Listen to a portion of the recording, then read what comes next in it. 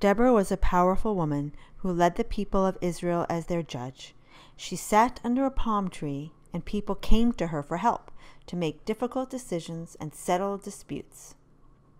The most difficult hardship the people faced was the Canaanite king and his powerful army, led by Sisera and his 900 chariots of iron.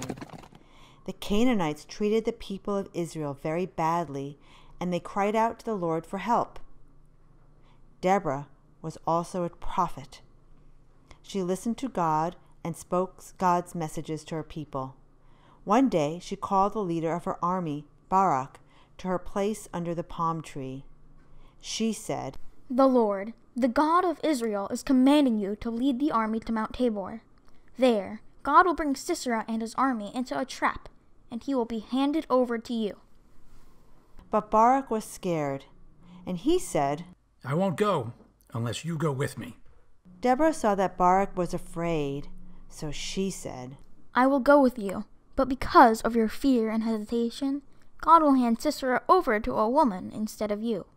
So Barak gathered his army to march to Mount Tabor. Hearing that Barak had done this, Sisera gathered his 900 chariots and all of his men to march there too. Deborah said to Barak, "See, the Lord has gone ahead of you." When Barak's army marched toward the enemies, God threw Sisera's army into confusion. God scattered Sisera's chariots. With God's help, Barak's army was victorious over Sisera.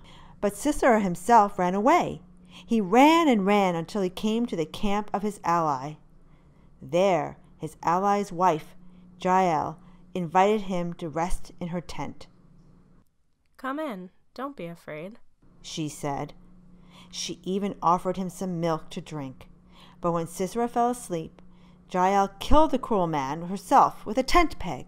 When Barak saw that the enemy was defeated and the commander was killed by a woman, he knew that Deborah's prophecy had come true, and Deborah sang a song of celebration. God's people were free.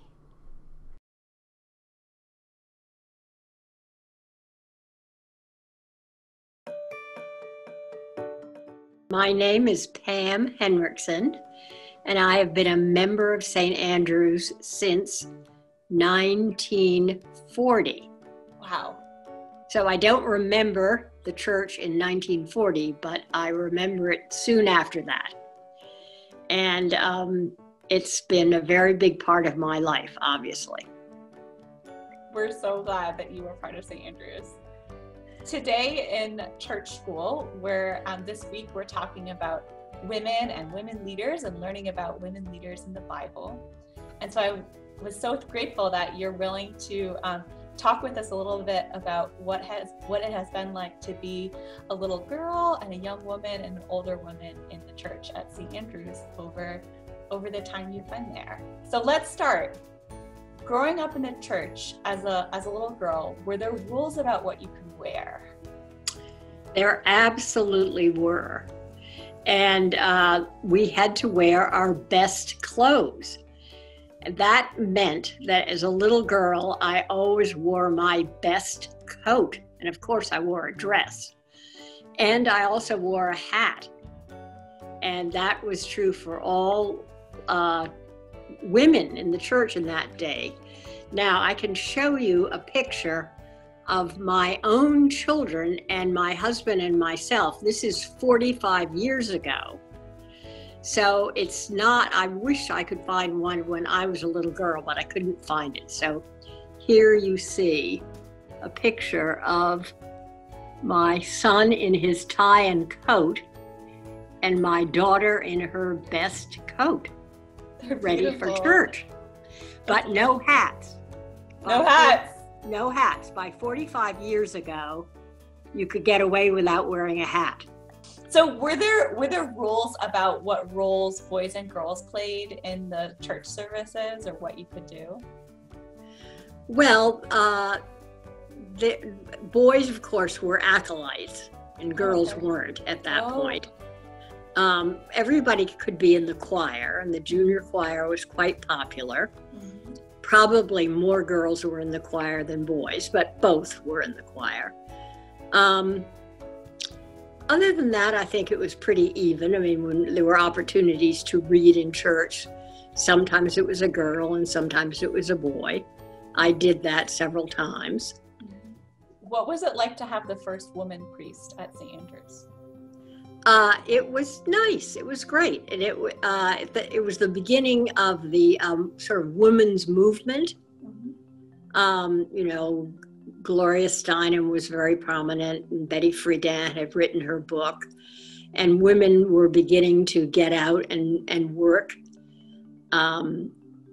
in banks and in law offices and so forth. And it seemed right that we had a woman priest.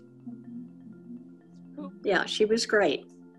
Was there any conflict or controversy at St. Andrews around women's ordination? Certainly, I was not aware of it, if there was. Probably there was a little pushback from some of the older parishioners at that time, but for my generation, we thought it was fully appropriate. That's awesome. Now thinking more, not just St. Andrews, but over the course of your life, how have things changed for women? Well, they've changed most noticeably in that women now realize that they can really embrace any profession that they would like to. And when I was growing up, I assumed my mother didn't work. She was very active in the Service League and other volunteer organizations around town, but she didn't work for money. And I assumed that I would grow up, find Mr. Right, marry him, have children, and live happily ever after in suburbia like my mother. And that has changed completely. And it changed in my early years when I had a job, what I thought was a temporary job while my husband was finishing graduate work. And I suddenly realized that it wasn't a job, it was a career that I was facing. Yeah. Wow. And so that's really a nice opportunity for women that they didn't have before. That's wonderful. Do you think over time things have gotten easier for women or harder?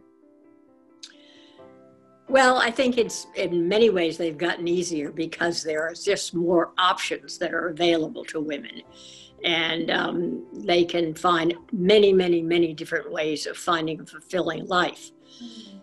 Sometimes when you have many, many options, it's hard to make choices.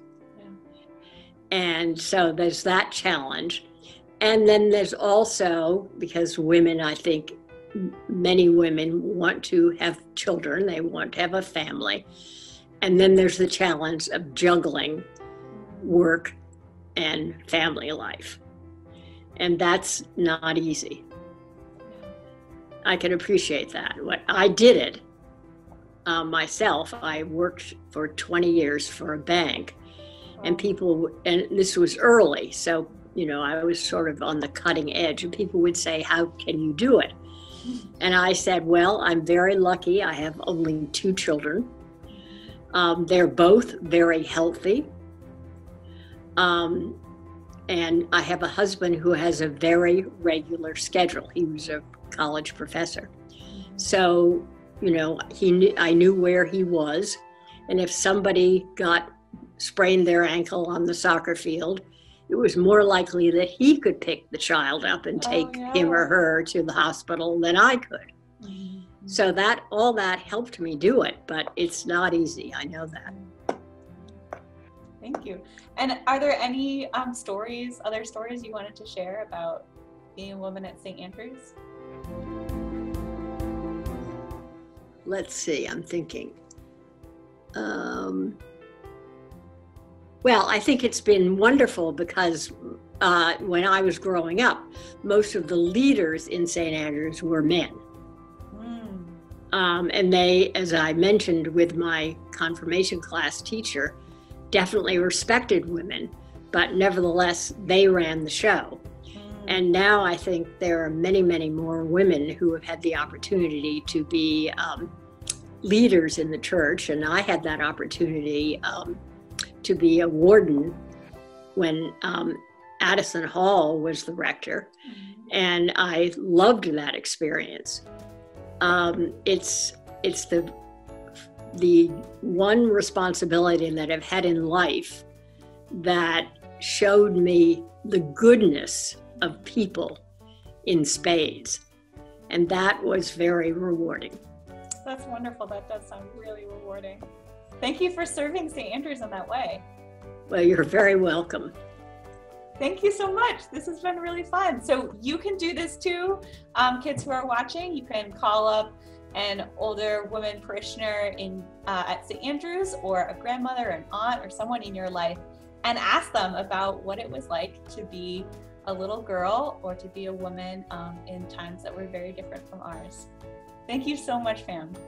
You're very welcome. And good luck to all of you young women and young men also. I'm even-handed on that.